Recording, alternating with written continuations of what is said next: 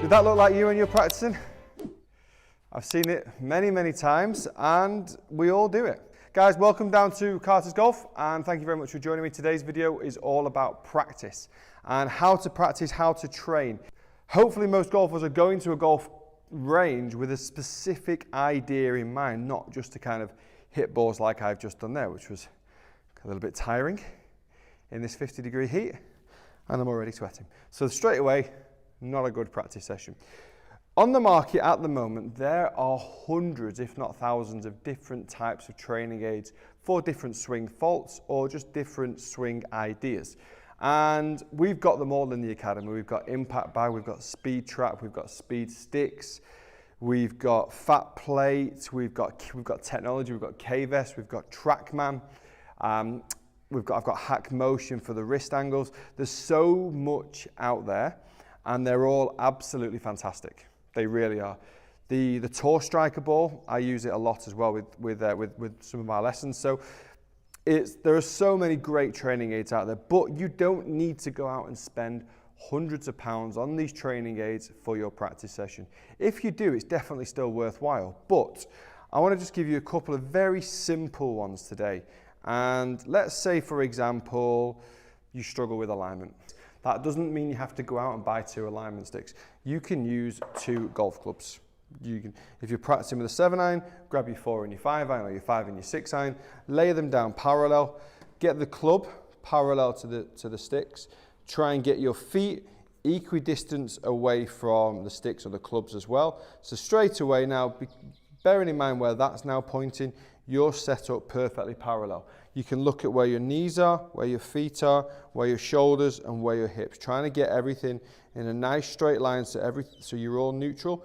Keep looking as well from this position, keep looking at your target. So then your perception of the position that you're in relative to what you're looking at is key. Because I see a lot of golfers kind of stand up and that straight away, they move back and then they turn the shoulders and they'll look over there and they'll change their positioning to accommodate for what they're looking at. So their perception is very different. So set up, you know that these 2 alignment sticks are perfect. Whether they feel perfect over the ball or not, you know they're perfect. You have to trust it. So you're gonna take your setup, your grip, you're gonna make sure your feet feel like your feet are equidistant away from the first club or stick. Same with the shoulders, the knees and the hips. Keep looking down the target line. Don't come out of your posture and go. Nah, decent shot. Always nice. Okay, another one that I like to see golfers using, again, this is super, super simple, swing path help. If you're a golfer that swings too much from the outside, so if you swing from out to in, grab 2 tees, put them on the outside of your golf ball, and if you swing from out to in, you're likely to move those tees. Even if you don't quite hit them, just the air from the swing, from the club, will move them a little bit, okay? So I've got 2 tees. Hopefully they're going to try and stop me from swinging on the outside in terms of visually, obviously not physically because they can't, but visually they're going to try and prevent me from swinging on the outside. I'm going to hit my shot. Tees didn't move. Paul actually drew, so I definitely didn't swing it from out to in. And I've got instant feedback. We will, and I did this with a lesson actually 30 minutes ago, funnily enough, and we did this. We've got all the training aids in the world, and I put 2 tees down, just said, this is how you should go and practice. So putting some obstacles in the way, something that gets in your eye. Now I've laid those tees down because we're on a mat. If you're on grass, you can just stand them up. So much even better, to be fair. You get even better feedback. Just trying to practice correctly. Make your practice worthwhile. If you don't have much time to practice, there's even more reason to do it correctly, to do it properly.